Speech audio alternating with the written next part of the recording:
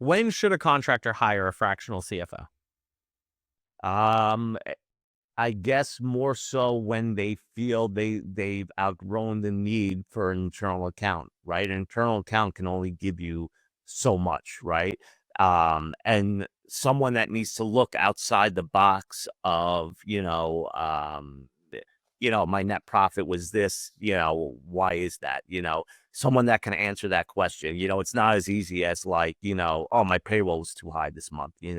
Well, what are your profit margins and all your expenses, right? Let's dig a little deeper here, right? It's my job to go in there and, you know, deep dive into your expenses and forecast, your what we're projecting your sales to be in order to give you those numbers at a high level, right?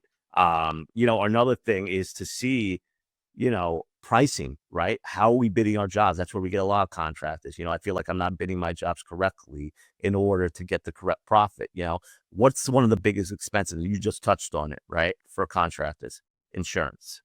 Insurance is a Yeah, I mean, huge insurance is a big one. expense. General liability, workers' compensation, huge expense.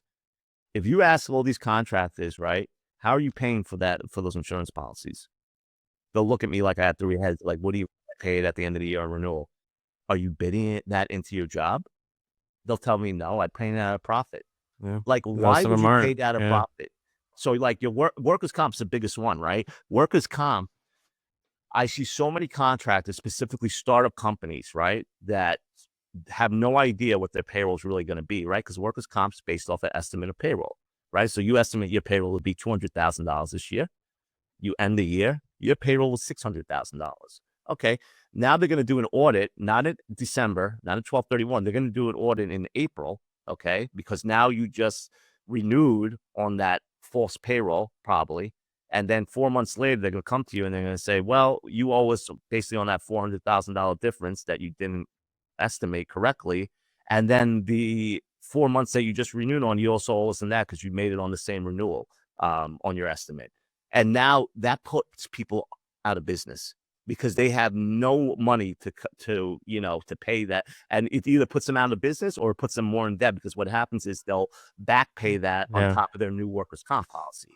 So yeah. we come in now and we monitor their payroll especially with startups, we'll help them monitor their payroll on a monthly to, quarterly basis to make sure that they're bidding this into their jobs so they don't get screwed at the end of the year on their comp and GL.